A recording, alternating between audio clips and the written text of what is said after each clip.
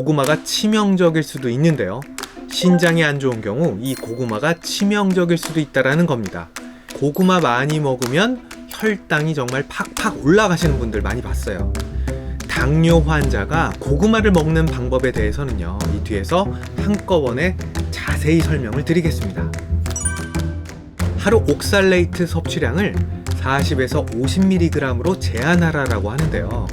이 논문마다 좀 다르지만 이 고구마는 100g당 옥살레이트 양이 50mg 정도 되니까요. 신장 요로결석이 잘 생기는 분들은요, 고구마를 하루 100g 이상 드시는 것은 추천하지 않습니다.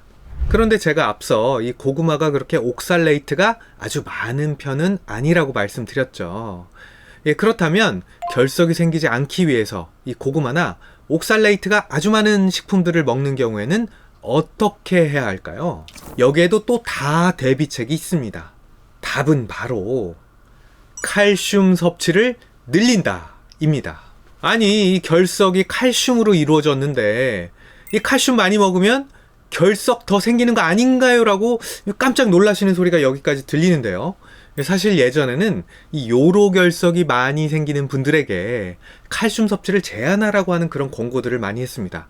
사실 요로결석이 잘 생기는 이유는요, 소변에 칼슘 배출이 많으면 결석이 잘 생기는 것으로 알려졌거든요.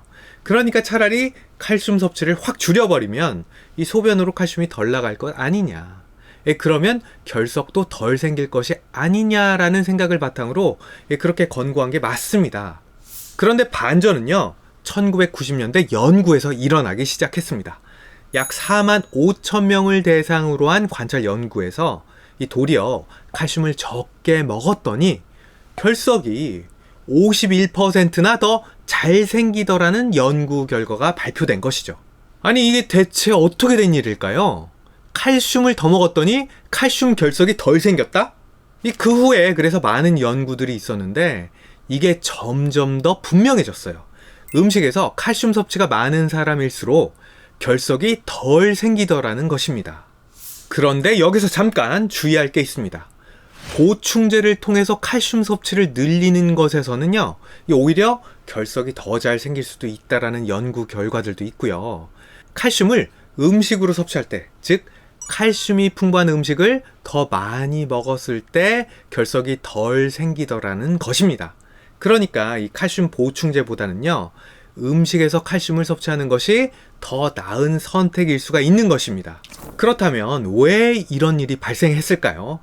여러 실험과 연구를 해본 결과 칼슘이 아니라 결석의 주범은 바로 이 옥살레이트였다는 것입니다. 이게 무슨 말이냐? 앞서 옥살레이트가 칼슘과 만나면 칼슘 옥살레이트가 돼서 결정을 만들어서 결석을 만들 수 있다라고도 했잖아요. 바로 여기에 또 정답이 있었습니다. 옥살레이트는 장에서 흡수가 되는데요. 이 옥살레이트 흡수율이 장에서 높으면 높을수록 신장 결석이 잘 생긴다는 겁니다. 그런데 칼슘이 풍부한 식품을 먹으면요, 옥살레이트가 장에서 흡수되기 전에 이 소화관에서 칼슘과 자연스럽게 만나면서 소화 흡수가 안 되는 칼슘 옥살레이트로 변하게 되고, 그래서 순수한 옥살레이트가 장에 흡수가 안 되더라. 흡수가 안 되니까 당연히 우리 인체에서 결석으로 바뀔 일도 없어졌다는 것입니다. 즉, 이 칼슘은 옥살레이트 해독제, 흡수 방해제 역할을 해서 옥살레이트를 그대로 몸 바깥으로 배출하는 역할을 한다는 것입니다. 그래서 결석이 잘 생기시는 분들은요, 오히려 칼슘이 풍부한 음식을 자주 드시는 게 좋습니다. 그리고 고구마를 드실 때도 양을 적당히 해서 드시고 칼슘이 풍부한 음식과 드시면 좋다는 것입니다. 여기서 또 음식 궁합이 나오는데요. 옥살레이트를 중화하는 칼슘이 풍부한 음식은 어떤 것들이 있을까요? 바로 유제품, 요거트, 두부, 케일, 콜라드 그린, 멸치, 정어리 등이 있습니다. 이런 식품들은요, 이 칼슘이 풍부하기 때문에 고구마 속 옥살레이트 흡수를 방해하는 이 좋은 해독제가 될 수 있습니다. 이 반대로 시금치나 근대 등은요, 옥살레이트가 높기 때문에 굳이 고구마와 같이 드실 이유는 별로 없습니다. 이 외에도요, 이 고구마를 먹을 때 목이 많이 메이잖아요. 이때 물을 드시면 뻥 뚫리는데요. 이렇게 고구마를 드시면서 물을 더 드셔서 소변을 묽게 만드는 것도 옥살레이트 배출을 돕고요. 결석을 덜 생기게 하는데 기여할 수 있습니다. 또한 이 고구마를 삶게 되면 옥살레이트의 양이 줄어드는 것으로 알려져 있으니까요. 이 결석이 많으신 분들은 이 가급적 생것보다는 이 삶은 고구마가 조금 더 유리하겠죠. 예, 그렇다면 이제 이 칼슘 말고도 고구마와 최고의 궁합인 음식들은 어떤 것들이 있느냐를 알아보려 합니다. 과연 이 고구마는 어떤 음식들과 궁합이 맞을까요? 고구마는요, 기본적으로는 탄수화물 식품이에요. 아무리 좋은 탄수화물, 즉 복합 탄수화물이라도 이 많이 먹으면 영양 불균형이 생기기 쉽습니다. 따라서 고구마의 이런 영양학적 단점을 보완해주면서 맛도 어울리는 음식과 같이 먹으면 더 좋은데요. 고구마가 부족한 영양 성분, 바로 단백질이 풍부한 식품들과 같이 먹으면 좋습니다. 단백질의 대표적인 식품이 뭐예요? 이 맛과 영양을 모두 얻을 수 있는 닭 가슴살입니다. 이 닭 가슴살은요, 탄수화물은 매우 적고요, 단백질이 풍부하죠. 그리고 껍질을 떼고 먹으면 이 지방도 매우 적은데요. 그리고 단백질의 경우에는 몸에서 분해가 될 때 많은 에너지를 쓰기 때문에 실제 먹는 칼로리보다 이 몸에서 사용되는 양이 적어서 이 다이어트에도 주목을 받고 있는데요. 또한 이 닭가슴살의 경우에는 붉은 고기에는 많이 들어있는 TMAO라는 독소가 없어요. 이 TMAO 독소의 경우에는요, 암도 유발하고 혈관을 망가뜨릴 수 있는 위험이 있는 그런 물질이거든요. 그래서 돼지나 소 같은 붉은 고기를 많이 섭취했을 때보다도 이 혈관 덩어리인 신장과 심장, 심혈관계 질환에도 더 좋을 수가 있습니다. 고구마와 궁합이 맞는 두 번째 음식은 바로 두부입니다. 이 두부는요, 식물성 단백질의 창고라고 할 만큼 이 식물성 단백질 중 최고의 질을 자랑합니다. 이 두부는 최근에 또 장수 식단의 필수품으로 각광을 받고 있는데요. 고구마가 탄수화물은 많고 단백질은 적으니까요, 이 양질의 단백질은 섭취해야겠고요. 고기는 싫으신 분들은 이 두부가 좋은 대안이 될 수 있습니다. 또한 식물성 단백질 섭취는요, 체중 조절, 심혈관 질환, 당뇨병과 장수에도 좋은 영향을 미친다라는 연구들이 아주 많습니다. 또한 두부에는 칼슘 함량도 높기 때문에 앞서 말씀드렸던 옥살레이트 제거에도 좋은 영향을 줄 수가 있습니다. 세 번째, 고구마와 궁합이 잘 맞는 음식은요, 렌틸 콩입니다. 렌틸 콩은요, 이 콩 중에서 단백질 함량이 매우 높은 콩 중 하나인데요. 단백질뿐만 아니라 비타민과 섬유질 또한 매우 풍부하기 때문에 최고의 건강 음식으로 항상 꼽히는 것 중 하나죠. 단백질의 함량도 100g 기준 약 9g 정도에 육박하는데요. 이 상당히 많은 양입니다. 또한 필수 아미노산을 고르게 가지고 있고요.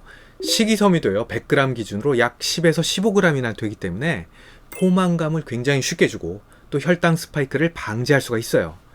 이외에도 여러 연구에서 이 렌틸 콩은요, 심혈관 질환 예방을 도울 수가 있고요. 풍부한 항산화 물질로 이 건강을 챙겨주는 최고의 식품으로 각광을 받고 있습니다. 이렇게 여러 음식들과 잘 어울리는 좋은 고구마지만 이 사실 문제를 일으킬 수도 있는데요. 가장 우려스러운 것이 아무래도 혈당입니다. 탄수화물이 높다 보니까요, 아무래도 이 많이 먹으면 당뇨 환자들은 혈당을 올릴 수가 있어요. 또 식이섬유가 풍부해서 좋긴 한데요, 처음 먹는 분들은요, 이 장에서 이 식이섬유들이 발효가 되면서 속이 더부룩하고 가스가 잘 찰 수가 있습니다. 또한 방귀 같은 것도 굉장히 많이 나올 수가 있어요. 또한 일부에서도 고구마에 알러지가 있는 분들이 계신데요. 이때에도 고구마를 피해 주시는 게 좋습니다. 또한 이제는 많이들 아시는 내용인데요. 고구마는 서늘하고 환기가 잘 되는 곳에 보관해 주셔야 합니다. 만약 곰팡이가 고구마에 조금이라도 있다면요, 고구마 속까지 이 곰팡이 독소가 퍼져 있을 수 있습니다. 마이코톡신이라고 하는 이 곰팡이 독소는 간을 파괴할 수 있고요, 또 식중독을 일으킬 수 있으니까요, 곰팡이가 핀 고구마는 아깝다고 드시지 마시고요, 그냥 깔끔하게 싹 다 버리는 게 가장 안전합니다. 이외에도 건강 상태에 따라서 고구마가 치명적일 수도 있는데요. 신장이 안 좋은 경우 이 고구마가 치명적일 수도 있다라는 겁니다. 이 고구마는요, 뿌리 채소고요. 그러다 보니까 이 뿌리 채소 공통적으로 칼륨 수치가 꽤 있는 편이거든요. 그런데 신장 기능이 많이 떨어져 있는 분들은 이 칼륨 배출을 잘 못하게 됩니다. 이렇게 된 상태에서 고구마를 많이 먹게 되면요, 고칼륨 혈증이라고 해서 우리 혈액 중 칼륨 수치가 치솟아 오를 수 있고요. 그렇게 되면 급사등 심장마비도 가능하게 됩니다. 그렇기 때문에 칼륨을 조심해야 되는 신부전 환자나 이미 혈액 중에 칼륨 수치가 높은 고칼륨 혈증을 가지신 분들은요, 이 고구마를 생각 없이 막 먹다 보면 실제로 심각한 문제를 일으킬 수가 있다는 겁니다. 자, 그렇다면 이런 단점을 피하기 위해서 고구마를 어떻게 먹으면 좋을까요?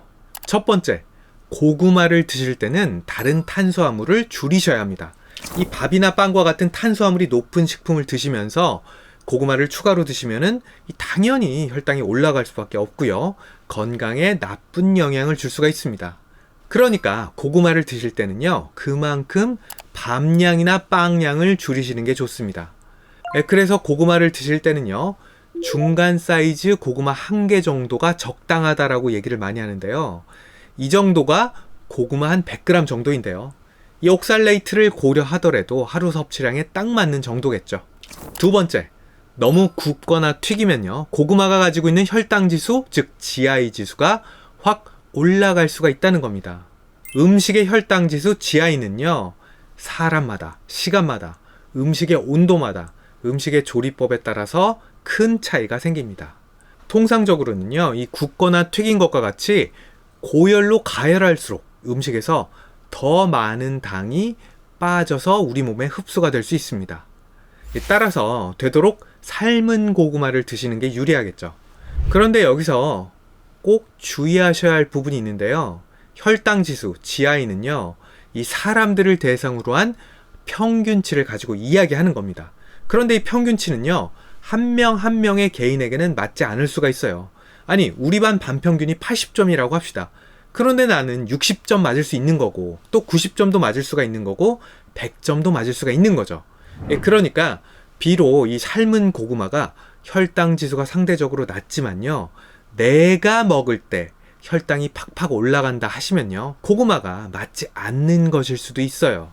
이는 이 사람마다 소흡수 과정 중에서 중요한 역할을 하는 장내 세균총이 달라서라는 그런 이론들이 있는데요. 그래서 누구는 고구마나 빵이나 이런 것들을 먹고 혈당이 떨어지기도 하는데, 내가 먹을 때는 이런 거 먹을 때 당이 팍팍 더 많이 올라가더라 라는 일들이 실제로 많이 일어납니다. 그래서 제가 당뇨 환자들에게 항상 말씀드리는 것이, 음식을 드시고 나서 혈당계로 항상 체크를 하시라는 겁니다. 그러고 나면 어떤 음식이 나에게 맞고 맞지 않는지 개인화, 개별화해서 이 음식을 가릴 수가 있다는 거예요. 이렇게 음식만 가려도요, 혈당이 굉장히 떨어진다라는 연구 결과도 많이 있습니다. 예전에는요, 그런데 이렇게 혈당 매번 재는 게 정말 번거로웠지만요, 요새는 간편하게 잴 수 있는 연속 혈당계도 많이 나와 있으니까요, 이 당뇨 환자분들은 이런 것들 참고하셔서 고구마가 나에게 맞는 식품인지 아닌지 먹고 나서 혈당으로 체크하시는 게 굉장히 중요합니다. 세 번째, 칼륨 수치가 걱정되시는 신부전 환자의 경우에는요, 되도록 고구마를 피하시는 게 좋고요. 아니면 이 고구마 껍질을 제거한 후에 고구마를 얇게 썰어서 물에 오래 담근 후에 삶아 드시는 게 낫습니다. 이렇게 되면 100g당 칼륨 수치가 많이 줄어드는 것으로 알려져 있는데요. 생 고구마가 100g당 400mg 정도의 칼륨이 있다 하면은, 껍질을 제거한 후에 삶은 고구마의 경우에는 이 칼륨 수치가 200mg 정도로 많이 낮아진다라고 알려져 있습니다. 이 물에 오래 담궈둘수록 칼륨 수치는 더 많이 내려가니까요, 물에 담글 때는 충분히 오래 담궈 주시면 좋겠습니다. 오늘은 이 고구마에 대해서 논문과 정확한 자료에 근거해서 여러분들의 궁금증을 시원하게 설명드렸습니다. 오늘 들으신 내용이 조금이라도 도움이 되셨다면 구독, 좋아요, 알림 설정까지 부탁드리겠습니다. 그럼 다음에 더 좋은 내용으로 찾아뵙겠습니다. 감사합니다.